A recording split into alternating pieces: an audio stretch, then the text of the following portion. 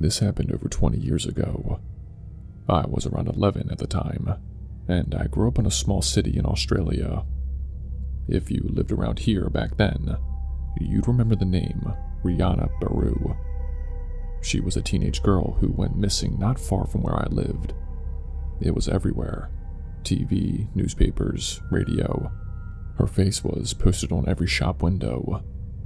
But like most things, over time it got talked about less, and now I don't hear her name mentioned at all. That's probably what bothers me most about this. Anyway, this happened about a month after she disappeared. I was walking through a park near my friend's house with him. We'll call him Sam. It wasn't late or anything, just after school, still light out. The park led out onto a quiet residential street, and as we stepped onto the sidewalk, we saw this boy walking really fast, like power walking almost, maybe 20 or 30 meters ahead of us. He couldn't have been older than 7. He looked anxious, kept glancing behind him like he was being followed. That's when we noticed the car, a dark blue sedan, can't remember the make, was crawling right behind him, maybe 10 meters back. The way it was moving was odd, too slow for normal traffic, like they were pacing him.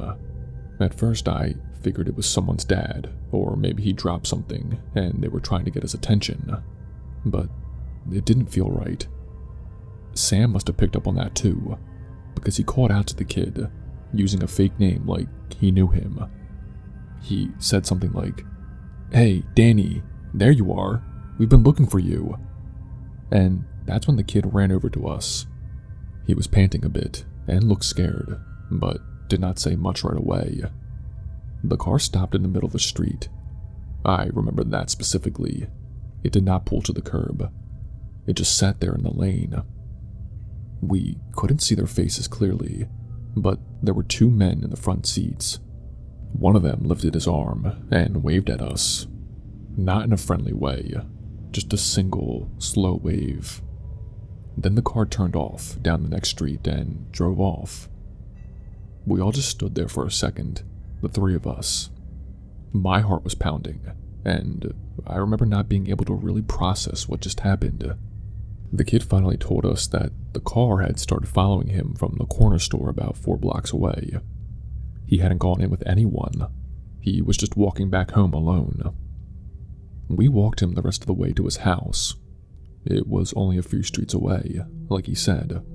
His house was a small, weatherboard place with a low fence and a screen door with holes in it. He did not say thank you or anything, just ran inside and slammed the door. That was it. Now, the part I've never been able to make peace with is that we didn't tell anyone. Not our parents, not a teacher, nobody. I think at the time, we convinced ourselves it wasn't a big deal, because nothing technically happened. But looking back, it absolutely was a big deal. Something was very wrong about that situation, and we knew it even then. I remember Sam and I talking about it once, maybe a year later, and both of us felt weird for not saying anything. There wasn't really a reason we didn't. We just didn't. I mean, maybe we were scared that we'd get in trouble, or we'd be told that we imagined it. I don't know. But now that I'm older, I wonder about that kid all the time. Did he ever tell his parents? Did something happen to him later? Did we stop something from happening that day? Or did we just delay it? I also wonder if those guys in the car were ever caught for something else. Maybe they were nobodies just creeping people out for no reason. Or maybe they were worse than that. It's not a comforting thought either way. What really sticks with me is how calculated it all seemed. The timing, the pace of the car, the fact that they didn't try to get out or shout or anything. It was like they were testing the waters. And every once in a while, when I see a news story about a missing kid, I think back to that day on Fairfield Street, and I think about how different things could have gone. I don't know why I'm writing this now to you. Maybe it's guilt. Maybe I just don't want to keep pretending like it didn't happen. But if you do decide to use this story, even if no one knows who I am, just include her name, Rihanna Baru. She deserved better than to be forgotten.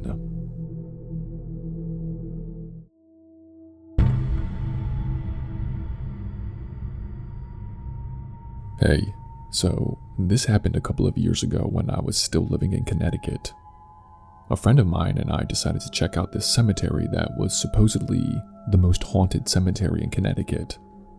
Now, I'm not a big believer in the paranormal, and neither is she, but it was something to do. We were bored, and it was a nice day, so we figured why not.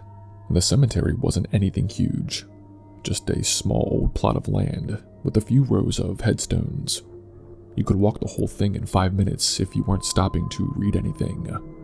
It was surrounded by trees, but it wasn't deep in the woods or anything, just off of a main road. There was no gate, no posted hours, just a sign with the name and a gravel pull-off for parking. Anyway, we were maybe 10 minutes into walking around, looking at the headstones and chatting about the people buried there, when this motorcycle pulls in.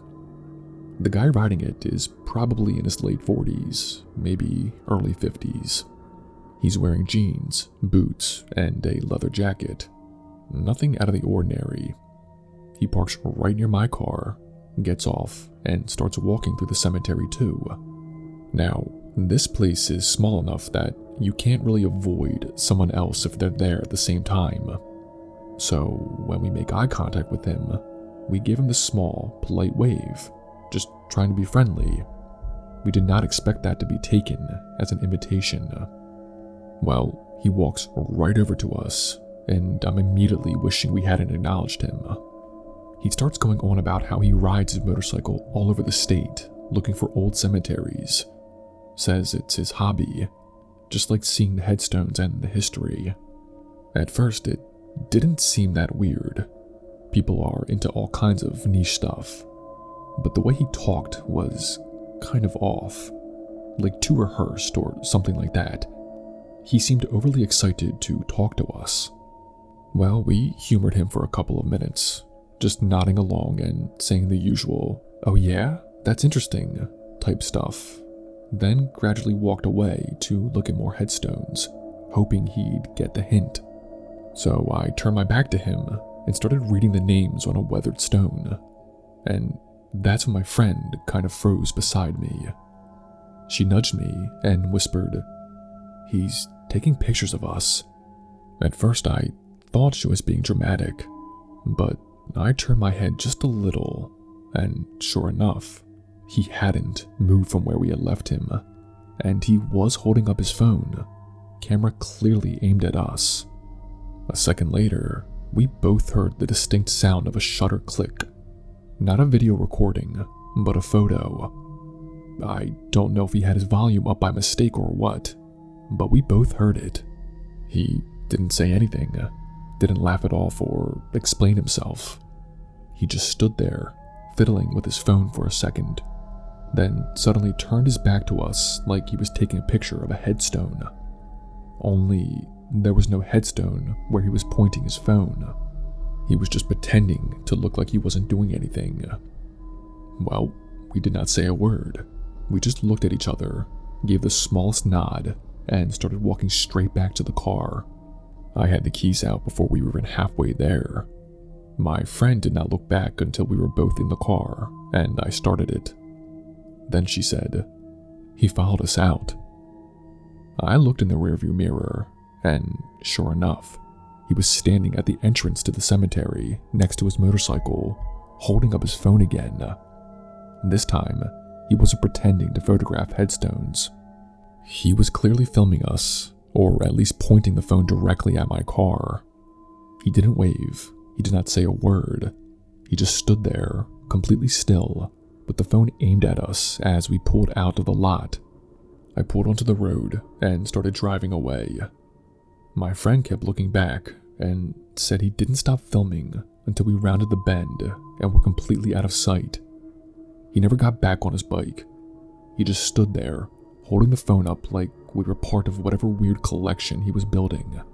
We never filed a report or anything. I mean, technically, the guy did not break any laws, but it creeped both of us out enough that we didn't go back to that cemetery, or any others, for a long time. I still wonder what he was doing with those photos. I'm probably just one of 100 random girls who have ended up in some folder on that guy's phone. If I ever see him again, I'm not going to be polite.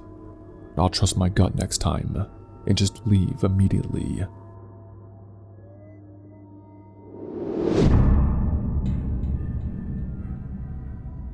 This happened when I was in my early 20s, probably around 2012. I was still living at my parents' house at the time, in the downstairs bedroom, and my ex-girlfriend had stayed over that night. We weren't exactly in a great place in the relationship, but she was spending the weekend with me and had crashed in my bed next to me. I woke up that morning naturally, no alarm or anything. I was facing the wall, away from her. The house was dead silent. It was still pretty early, and I remember just laying there, trying to decide if I wanted to roll over or try to go back to sleep. I did not make a sound. I didn't move.